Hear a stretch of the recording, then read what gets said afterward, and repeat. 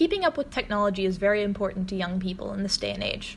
But as young children flock off to universities with their new laptops, iPhones, Androids, and a plethora of other smart devices, keeping up with the security of those devices is also very important, but something that often goes overlooked. With things like fingerprint scans and facial recognition, there is often a false sense of security. Unfortunately, in our technologically advanced society, people are the weakest part of a system and can therefore be manipulated more easily than a computer can. Social engineering is any act that influences a person to take an action that may or may not be in their best interest. This is when a person attempts to psychologically manipulate another in order to gain some kind of access or information. Social engineering is often one of the first steps a person will take when attempting to hack an individual or organization.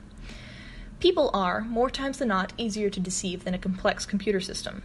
There are several different practices within social engineering, but the two we are going to deal with here are pretexting and phishing. Pretexting is defined as presenting oneself as someone else in order to obtain private information. This is when a social engineer will craft a persona that will give them access they need into some sort of system. Phishing is defined as the practice of sending emails appearing to be from reputable sources with the goal of influencing or gaining personal information. These scam emails often seem reputable and have the goal of getting a user to click on links within the email and possibly even get the user to give out personal information. A lot of times, when people think of hackers, they think of a person in a black hoodie cowering in their mother's basement, using a computer to hack into computer systems and steal vital information. But in reality, one of the best approaches is just to talk to people. In an interview I conducted with an individual who used to study and practice social engineering on a regular basis, he stated that any good pretext begins with good research. Knowing as much information as possible about a target is critical. Nowadays, we've kind of made that research part painfully easy.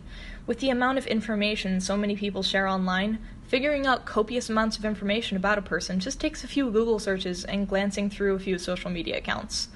Phishing emails can often just be a first step before an in-person pretexting attack.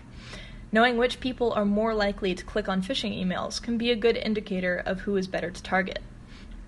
Another big thing social engineers focus on is just knowing people. This mainly involves researching human behavior and what can make you more likable. Reading Dale Carnegie's How to Win Friends and Influence People can be a good start. Even though it was written in the 1930s, this book is still a great source on how to deal with people. In the book, it discusses easy ways to get people to quickly like you, fundamental ways of dealing with people, and other things that are very useful to a social engineer. Establishing early trust and likability is key in social engineering attacks. In another interview I conducted with Jeff Goolsbee, the Director of Information Security of OneGas, he said that social engineering attacks are one of the hardest to measure due to the fact that there is very often no physical evidence. OneGas does, however, conduct monthly phishing tests, where they send out fake phishing emails to their employees to test how many of them can be tricked into clicking on links within them and possibly give out their username and password. These tests are sent to every employee of OneGas, including the executives. In November, only 8% of employees clicked on phishing emails, which is in the green as far as the test is concerned. Less than 1% actually gave out their username and password, which is also in the green. After these tests are conducted, employees are given optional information so they can better inform themselves and be more aware to phishing in general.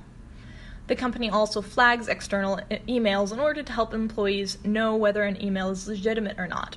Currently, OneGas does not have any measures in place to specifically test pretexting attacks, but starting next year they are implementing a test to see how well their employees will be able to tell if they are being deceived by someone using a pretext. As a young college student, it can often seem overwhelming to figure out how to deal with such dangers ahead when going out into the corporate world and just living life in general. When it comes to phishing, the main thing to know is just pay attention to your emails. Knowing who should be sending you emails and not just following links without thinking.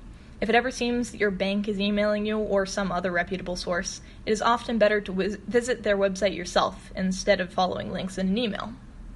When it comes to protecting yourself from pretexting, the main thing to know is just know more.